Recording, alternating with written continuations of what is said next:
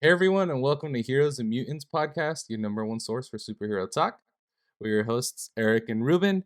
Unfortunately, the other guys couldn't be with us today, but that's all right because we're talking about a show, and it's a Halloween special. We're going to talk about the Sandman show. Yes, Um, sir. man, dude, I really like this show, and Oh, I agree. I agree. I think it's a breath of fresh air, man. For those of you that haven't watched the show, definitely spoiler alert. There's gonna be a lot of spoilers on this one.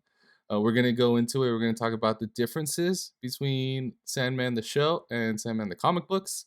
We're also gonna talk about our favorite parts from the show, and that includes all the episodes. So Yeah. make sure if you haven't watched it yet, just pause, subscribe, like this video, come back to it later. But we're gonna dive right into it. I actually want to start with kind of our overall rating. Like overall, what did you think of Sandman, dude?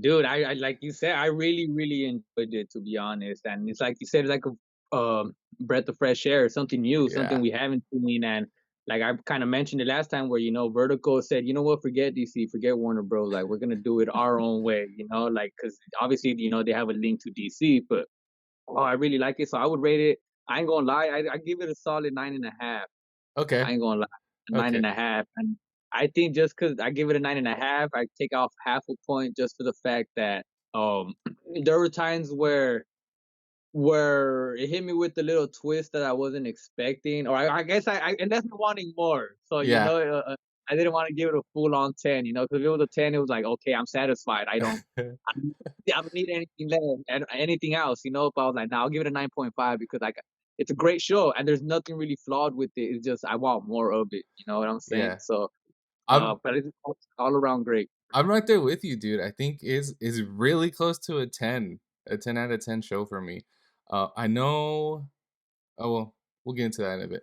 I I know some people had a few issues with the show, but me Yeah. personally, I like the changes that they made from the comic books to the screen. Right? Hmm.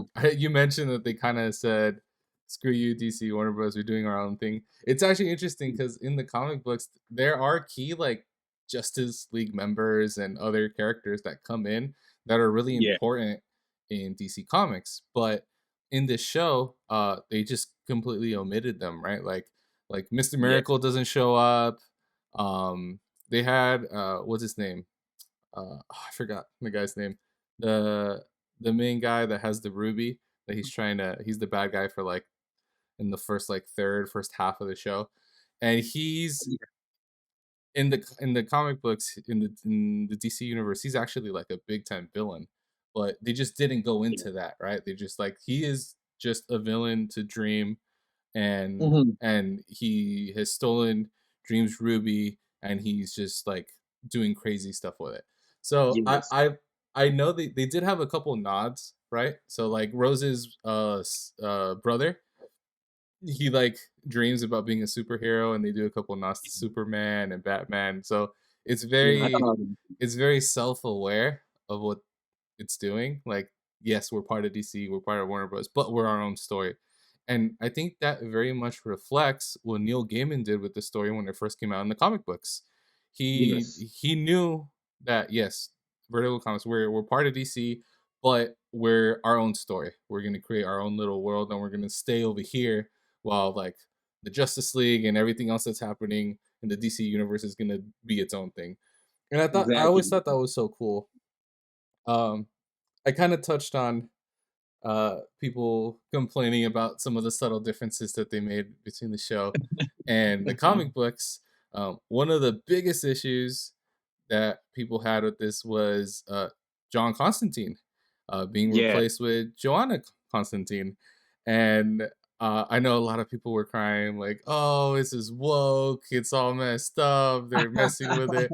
Um, I think it's important to know that the character Lucian, also the librarian, in the Yes. comic books was a guy, and now it Now was it's a a woman. female. But I feel like Lucian was very much the same as the comic books.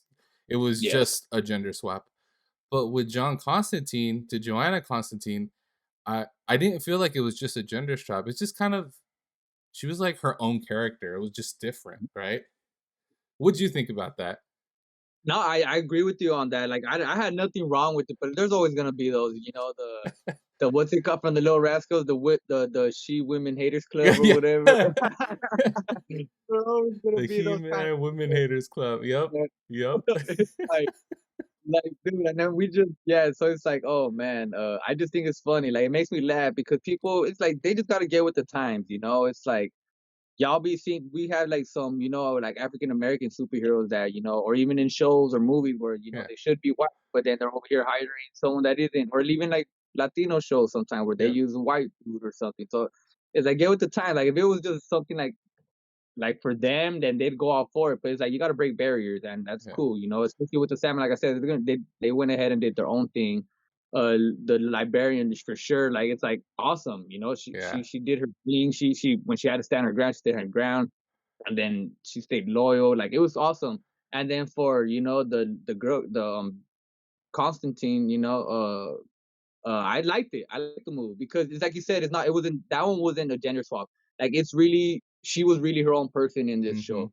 And it was like, I'm related to him, but I'm nothing like him. It's like Yeah. I'm gonna do my own thing, and I really like that about her. And she's a badass. She's a badass. Like Oh, she yeah. she really she really wasn't trying to help him out, help out the Sandman, dream. But it was like, okay, well, we're both kind of had some sort of same interest. So it was like, Yeah. well, I'll help you out, you help me out, and I loved it. I loved the character. I Yeah. want to see more of him, to be honest. I Moving think down. Neil Gaiman went into it pretty deep because obviously that was one of the major things that came out that just blew up right when people saw it Yeah. right off the bat. I like the actress. I've seen her in Doctor Who, and I liked her character in Doctor Who, and I thought she did a really good job with Joanna Constantine. I don't think people understand that in the comic books, Joanna Constantine is actually John Constantine's mom, and Mhm. and much like in the show, they talk about the Constantine lineage, right? Because you see Yeah. a Constantine back in the 16th and 17th century with that episode where they go back in time and they're showing like the Constantine name and what they do throughout history. So I thought she fits into that family really well, and then this character is just a different character than John Constantine. Because obviously with John Constantine, there's also so many versions of that character that we already have, right? On the last episode, we talked about John Constantine, and how like Keanu Reeves is gonna reprise the role again, and he has his Yes. own version of John Constantine. We also have the John Constantine from the Arrowverse, and I really liked that version. I think that And one's very everyone- true to the comic books. But in this one, I think it's important to note that we're getting Joanna Constantine. It's different. It's a different character, and also Exactly. it's Neil Gaiman's. Like he helped write the show. Like they're his characters. He can do whatever he wants with them, and I And think kid. that's where people kind of lose it, right? Especially when it comes to like art. Like you like I'm sure you've heard also with like musical artists, right? Like people are like, oh, Yeah. they're not the same. You hear it with Kanye West all the time, right? Oh, I like the old Kanye, it's similar, but I mean, artists in general need to do something different, right? And it's important to note that when the Sandman, the original comic books came out, I think it was like in the 80s, they were Mhm. very progressive for their time, right? It Yes. was a big deal that this came out, and that's why it got such a big cult following. And now with the show coming out, of course, they're going to try and be progressive again. Like Neil Gaiman Exactly. is going to be on the edge, right? I think I mean, you see it throughout the show, right? With like even the Burgesses, the Alex and Roderick, right? The Yeah. son is gay, and in the comic books, that's not what you see, but it like you said, right? You got to get with the times, and that's just a reality in our world. If you agree with it or not, that's your problem. But it's a Exactly. reality in our world, and these shows are going to try to mimic reality at the same time giving this like fantastical story, right? I think they did a good job with that. I think he did a good job of with Joanna Constantine bringing her into this century, and the same thing with the rest of the characters, right? I think Yes. they got the best characters, the best actors to portray these characters.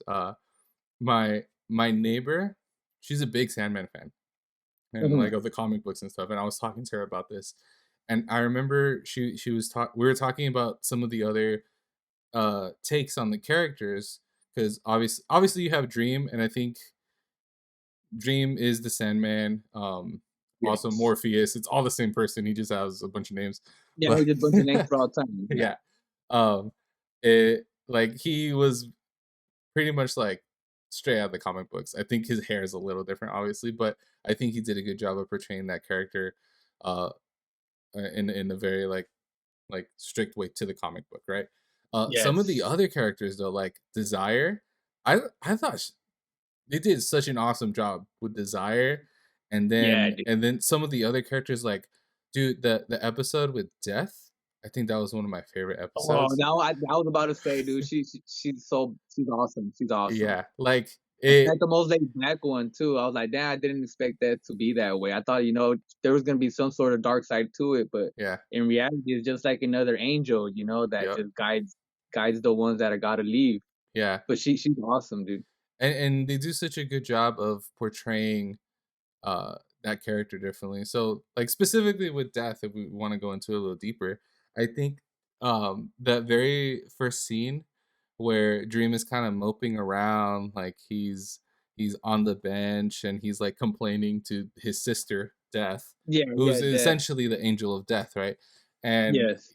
that was like ripped straight out of the comics, like word for word. And even to the point where like where Death looks at Dream and is like, you know what, like you got to get off your like high horse and like I horror come with me, like look at reality, look at this is what it means to like to for have our human. powers and to work for the for to help humanity, right? And then she goes through this like story after story with different people who are dying, and Yeah. she approaches them and helps them like pass on to death. And I Mhm. think that's it was really cool the way they portrayed that in the show. And every episode almost felt like its own like unique episode, but with still with Yeah. the overarching story happening in the background, and Yeah, that's what I they had really it liked.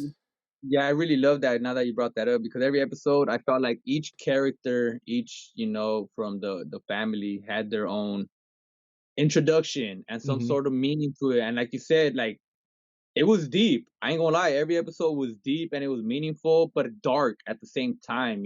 Like that Neil Gaiman, Neil did it right. And like you said, when it was word for word, you're not lying there. It was word for word, and it's awesome because, like you said, he's the one who wrote the comics, so there's no freaking copyright or anything on that. He's just like, I own this product. If I want to use it word for word, I'm gonna use it word for word, and it was an awesome screenplay right there for sure. But Yep. overall, dude, like you said, Desire alone, she killed it as well. Well, Yeah. all of them, dude. And then It when we seen what Cain and Abel, when I seen Cain Cain and and Abel, Abel, that was great. wow, I was like, wow, like see, everyone played like a little, like you said, dude. It just it goes from like you said, the 16th century, 17th century, and Yeah, then he's trapped for the 100 and what 100 couple 100 hundred years, years, yeah, yeah. Then it's like so as the times go on, it's like, okay, I understand this whole Cain and Abel because it was, oh, I just thought it was great, dude. yeah. I just thought it was very If awesome. Every character played some like a big factor into it, even though it was yeah, small um, role sometimes. if you guys haven't read the comic books yet, definitely recommend like the original Sandman, 'cause that's where this one kind of kicks off. The like 24/7 storyline. That's a Hmm. really, and then the storyline. I'm not sure what the comic book is called, but it's with Rose Walker. Those are the two main storylines that this show focuses on. Um, I think when it got to Rose Walker, it felt like it was a very extreme jump from the beginning to the like second Yes. half of the season. It was very much I felt like it could have almost been 2 seasons, but I see what they did. I see why they try to put 2 different storylines in there, because Mix. and I think they did a really good job of having Desire kind of be like the overarching connection between the 2 stories. I thought that was really Yeah. clever how they did it. How Desire was the one that originally impregnated, what was her name? Hope? Yeah, Yeah, Hope, and Hope. that's basically his daughter. Yeah, and then that's how Rose Walker came about, and you don't really find out about Rose Walker until the second half of the season, and you don't find out that her grandmother was impregnated by Desire until the end of the season, and And so it at the time it almost felt like just two completely different stories because at the very beginning, like you said, Dream gets captured. He's stuck for 100 years, and he doesn't have his helm, his sand, or his Nothing. ruby. And then Mhm. that's just where his powers come from. They're all concentrated in those three items, and from that, like it causes chaos, and there's like these little things that are happening in the background that they kind of hint at for the second half of the story, but you don't really know where it's going. Yeah, yeah, So exactly. the whole first half of the season, you it's this story of the Sandman trying to get his stuff back so he can restore the dreaming, What's which is where everyone goes to when they dream, and so he can restore like normality in the world. yeah, Because everything's chaos for 100 years. But at that point, then once he gets everything and the whole mess of stuff happens and like some of the stuff is broken, but he absorbs the power, so he's okay. And then it's like mhm, it just switches to the second half of the story, right? And yes. I felt like it was a very like like the transition could have been a little better. But other than that, I mean, it was a complete like first story. I think by episode like 5 or 6, the first story was done, and then it moved on to the Yeah. next story with Rose Walker, right? It was like one chapter closed, and then Yep. they just opened up the next one, dude. Yeah. And I guess they did that on purpose. Now if you think about it, because it was just it's like a comic book, I guess, you know. But like I Yeah. said, it's like a comic book or a book. You know, you're reading it. All right, well, that's one whole chapter on its own. But when you continue it, it's a different chapter, but it still correlates with each other. You know, Yeah. like it lines up some way somehow. So he's smart, and like you said, he's the writer of the comic. So and he had actually something to do with the show. Like that's what makes it like Yes. over the top. Where I'm like, that's awesome, dude. Like he literally made it stick to the comics, and I think that's awesome. That's all I want when I'm as as a fan. Like that's I'm always the one preaching it, and as long as it's kind of similar to the comics as much as it can, because obviously, like you said, you gotta change things up, get with the times. You know, Yeah. and we already know the story, we're expecting something, so that's why we get let down. But I wasn't let down for Yeah. anything, and like I No. said, I did want to go ahead and I was like, damn, I want to go ahead and get the the omnibus, the Yeah. omnibus, and I was like, "Damn!" But after that show, like they just skyrocketed, and I was Oh like, "Dude, yeah. that's how good of a show it is." Like it's a Yeah. great show. But I'm on the hunt for those. Like I don't want none of those soft covers kind of thing. I was like, I'm because I already got the number one Lucifer. But Yeah. I was like, nah, I want to read it all again, all over. So I was like, and it's like a what 3 set book. So even if I gotta go one by one, I don't mind, dude. But dude, it's Yeah. that great of a show. You guys, if you guys haven't seen it, make sure you Yeah. guys do see it because it's great.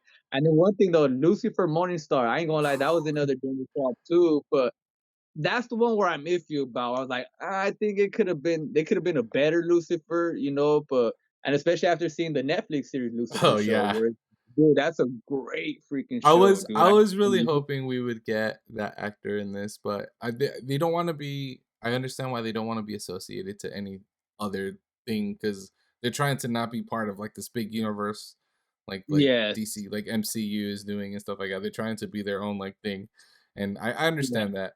But yeah, yeah, like I actually like my sister and I would watch the Lucifer show. It was interesting and yeah, and yeah, like some seasons were better than others, but at the same for time, I sure. think that actor played it really well. And Heck if he would have been there for this, it would have been really cool. Um, yeah.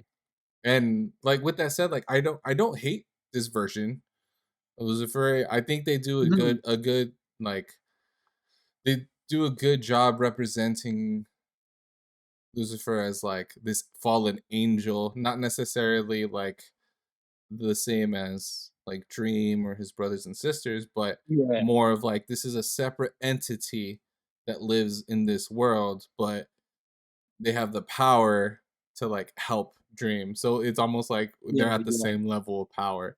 So I thought that was really cool. And dude, their fight, that was really awesome. It played out way different in the comic books, is completely new to Netflix, to the Yeah. show. But man, I thought that was really cool how it was like I was wondering the whole time because they're talking about like this duel and they were gonna fight. I was like, are they like straight up fighting? Or is this gonna be like Yeah, Harry Potter, yeah, like magic? Like what's gonna happen right here? And it was like a battle of wits almost. I thought it was yeah. really cool. and that's something we've never really seen, you know. Yeah. So it's like I said, I was expecting a full on fight. I was like, damn, they make Lucifer look all big, Yeah. and then Dream is over here just almost size, doesn't even have his powers or anything. So it's like Yep. I was like, wow, I don't know, man, like, I don't know. And but it was awesome. But like you said, that battle was it's like you said, a game of wits, but it's like it's you still gotta the way they were word playing it too, dude. Yeah. It was so awesome. Like it was like you gotta really pay attention to what they were saying, and then some sort of animal formed or some sort of. So I thought that was awesome. It was like I ain't gonna lie, it kind of felt like a Yu-Gi-Oh. You summon A something, battle. and and then so it was pretty awesome, dude. You Like it's activated my trap card. yeah, like it was a Yeah. pretty awesome way to put it. Cause like I said, something we really haven't seen like that when it comes to a fight. Yeah, that's A true. duel. Yeah. Like, man, I was expecting at least, like, something, but not. It Yeah. was still awesome. It didn't fail. Yeah, I think that says a lot about the writing too, about of the show. Mhm. I think the fact they were able to approach this battle between Lucifer and Dream in this way really goes to show that they're really paying attention to what they're putting on screen, what they're writing in the script. Yeah. It didn't like I said, even though the transition between the first half and second season felt a little like forced, it didn't feel rushed in any way, and it Yes. felt like they took their time and each episode had like purpose, right? Um, and like speaking of the writing, like one of my favorite episodes, and it was so weird because it's the one with the villain's name was John D. That's his name, John D. In Yeah. the comic books, he's Doctor Destiny, right? Mhm. But John D in the diner, that was such a weird, Dude, cool, like abstract episode. And I feel like I was watching something straight out of like the Twilight Zone, right? that or, like, Quentin Tarantino kinda, like, Yeah, dude, that's how yeah, I felt. yeah. Like a Quentin Tarantino, because it's all about the dialogue. It's all about the Yeah. script, and you're getting to know these characters and their stories. And slowly throughout it, you see John D, and you kind of think like is John really that much of a bad guy, or is he just kind of in a bad situation? Yeah. And but little by little, you're seeing like, okay, he's like getting these people to like be mad with one another, and he's kind of like pulling stuff out of them, their own desires, Yeah. and just that the whole episode was in this diner, and it legit Yes. ends up with everyone just murdering each other, and I was like, this is Dude, that was dark. insane. That was Yeah, dark. and all of it is commentary on like humanity and the way Yeah. people think, and what are like what's the difference between a dream and a desire, and all this Yeah. like I and it's I mean the whole show is commentary on that, right? But I thought it was really really interesting how like just the writing here is and then you get to like the next episode, and all of a sudden it's just like, oh, it's Dream like trying to find John D again and trying to like capture the ruby, like it, Ruby. yeah, it just, even though it's technically like a filler episode, it was important to see what John D was doing to the world, because that was essentially what he wanted to do to Yeah. the whole world, right? And it's like this is why Dream this whole time is scared that he doesn't have his ruby. This is why he doesn't want it to get into the wrong hands. Like the Exactly. entire time you see how Dream is so upset that he doesn't have his stuff, and you just kind of don't understand why. I think this episode clearly showed, oh, this is why he needs it back. Yes. Yeah, dude. Because 'Cause or else this is gonna happen everywhere.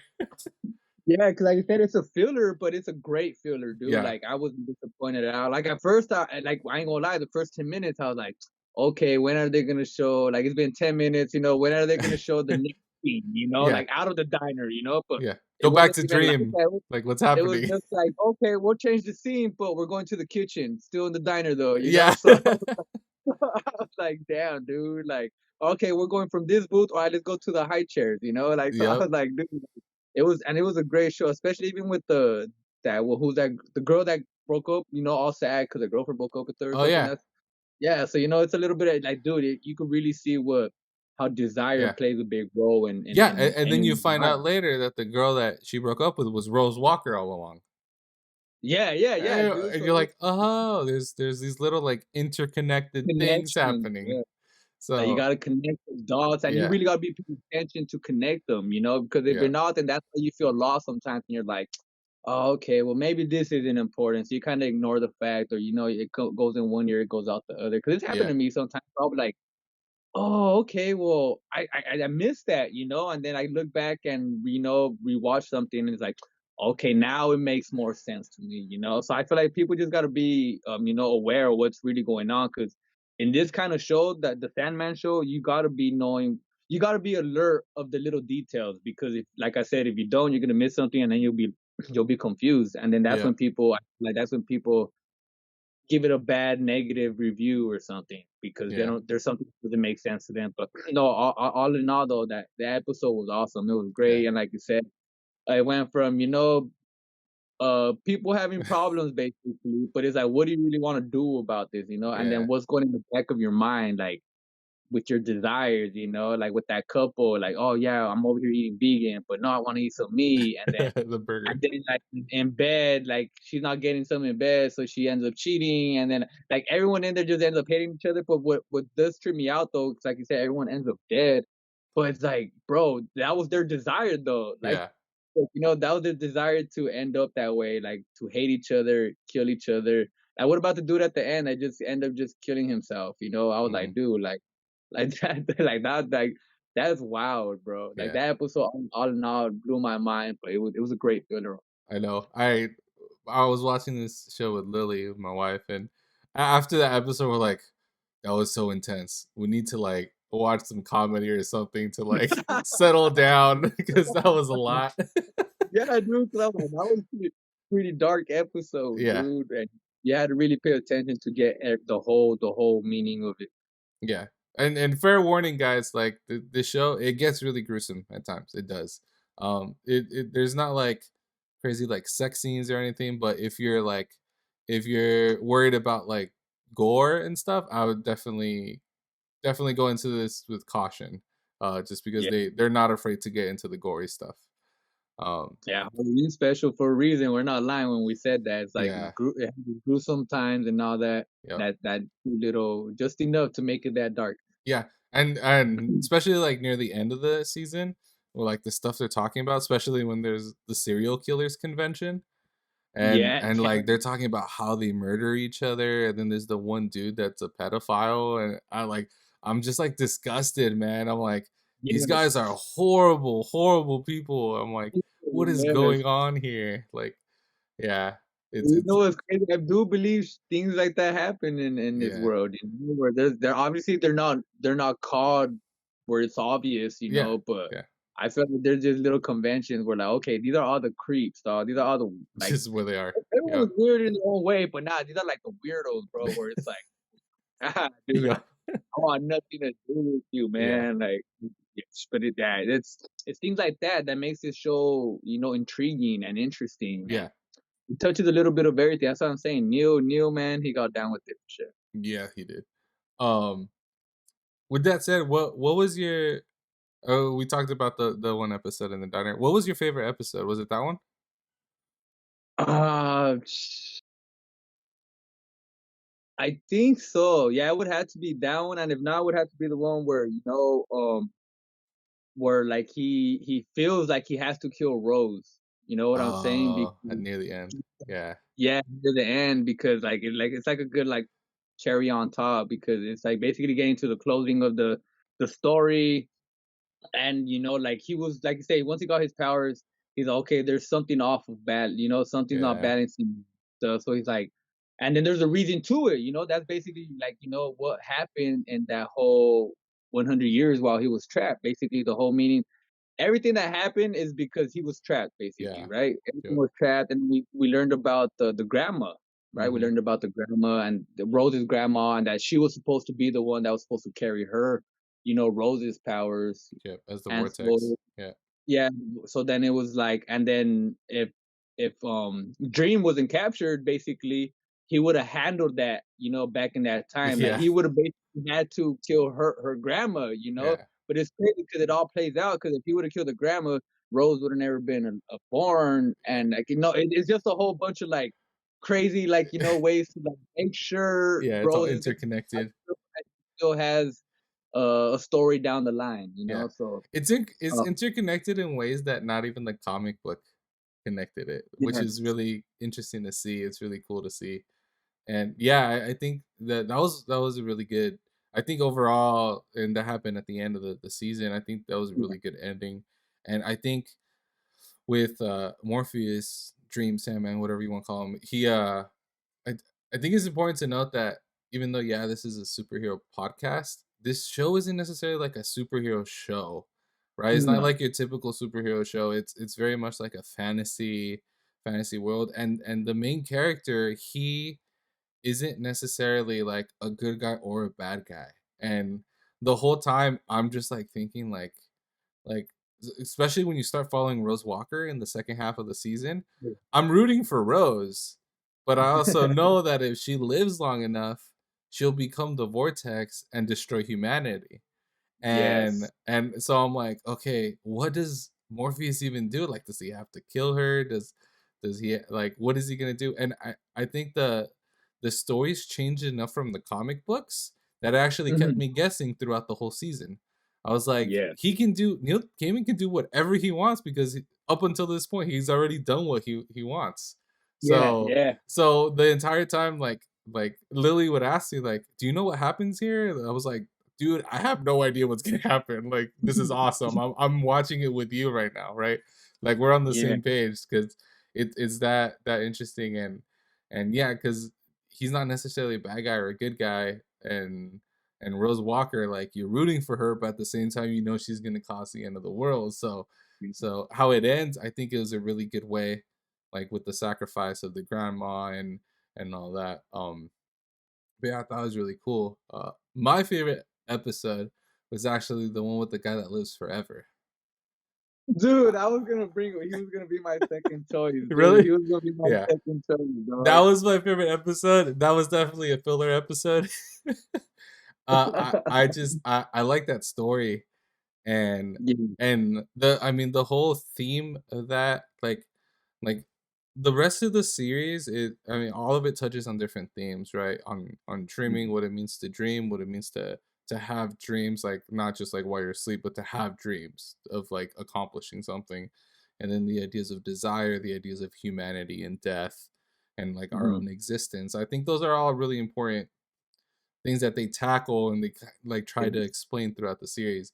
But this one episode where they're just talking about friendship and it's super interesting because it starts off with death, right? With yeah, him, he's just with his sister in a bar in like the 1600s or 1500s or something, and he basically says, "I don't think any human would want to live forever."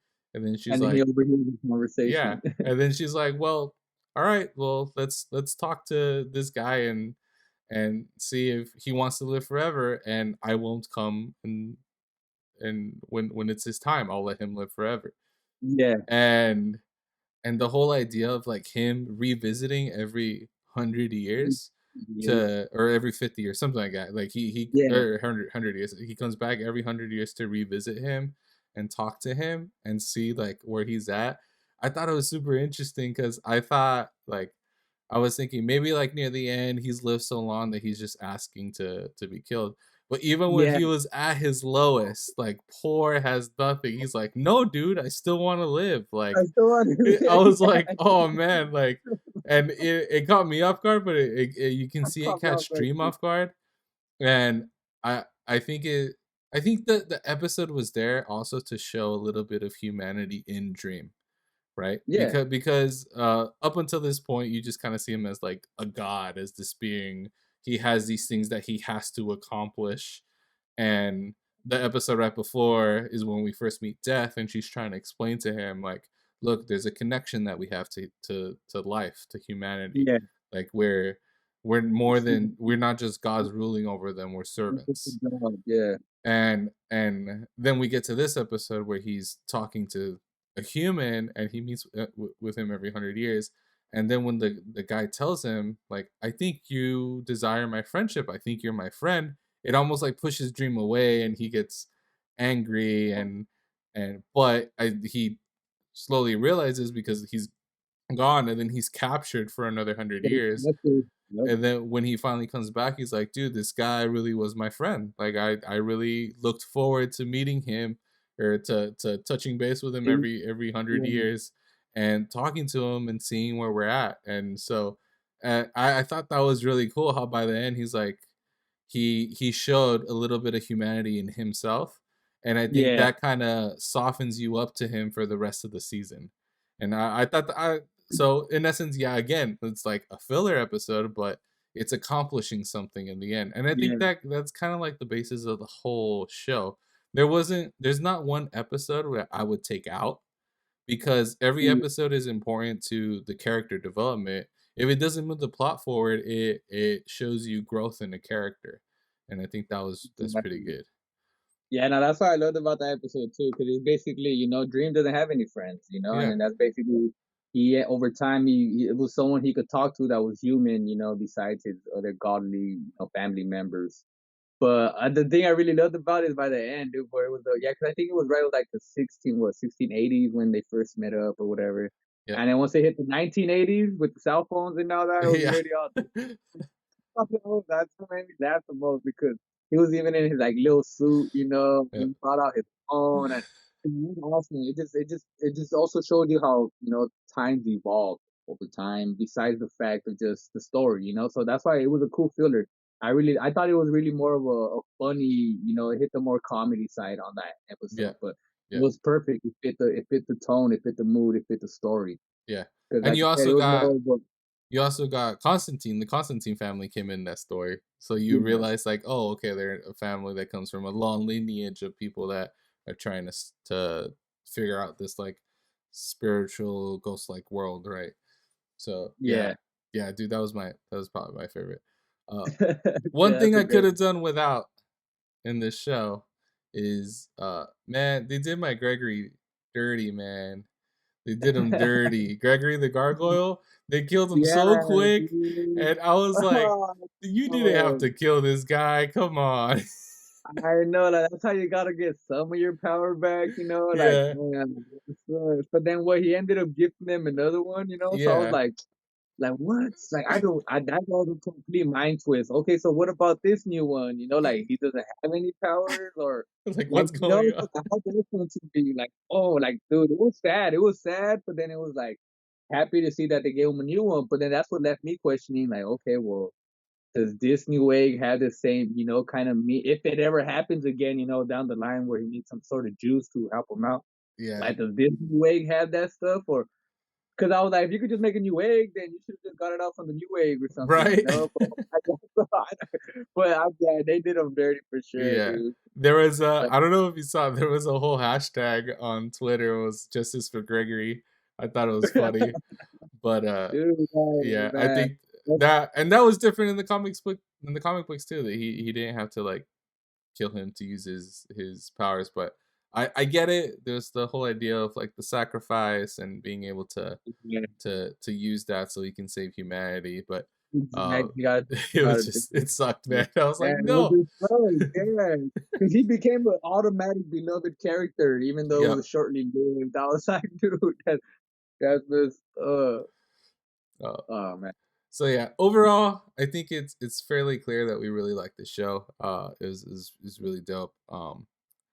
I know Neil Gaiman has said that he doesn't know there's going to be a second season yeah, because it was such a high production cost for them. It was more of a passion project for him that he really wanted to do, and I think they executed it near perfectly. Um, Jesus. so he did say he would want to do a season two, but it's really up to Netflix to decide Yeah, that's if they what want to do that budget to do it again. I hope that we get a season two because they do leave out some stuff at the end to flow into a season two, right? yeah, Like they left the cliffhanger. yeah, so they have the cliffhanger, two cliffhangers. They have one with Desire and then one with Lucifer. Yeah, So there's still a lot of story there. um, they can even dive into like some of the prequel stuff. I know Neil Gaiman in like 2012 or something. He had the Sandman Overture series yeah, where it was right before he gets captured. It's kind of like what the Sandman was doing and what state he was in before he gets captured. So I think that they can dive a little bit into that. But there's so many stories out there There's with so many Sandman. things they So can do with so it. yeah, Yeah. there's so much they can do, and I'm hoping we get a season two. I'd be really excited for it. But yeah, overall, I Yeah. think it was a great show. Definitely recommend, especially right now during Halloween time. If you're Heck into yeah. like the like fantasy side of stuff, I think it's a definite recommendation. Top of our list. Yep. Yep. All that what's it called? The unnatural world kind of stuff. Yep, yep. Um, with that said, that wraps up our episode. But again, check out the Sandman. It's a solid choice. Make sure you like and subscribe to Heroes and Mutants. Make sure you're subscribing to Higher Passion. We have all other podcasts on there. We started up Cut the Film again. You can catch Yep. all our podcasts on there. Make sure you're catching right now, especially during baseball season. The Four Balls podcast. They're touching on everything on there. I know I'm looking forward to this season right now. I got my Padres gear on. Homie's a Go Dodger fan Dodgers. here, so we got a little rivalry going. Um, but yeah, catch four balls. Also catch the sports dogs and obviously Quick Scope podcast, which I'm a host on as well. Make sure to catch all those. We're all just talking about the newest news, man. And that wraps it up. Thanks for joining Heck us, yeah. and see you next time. It's love.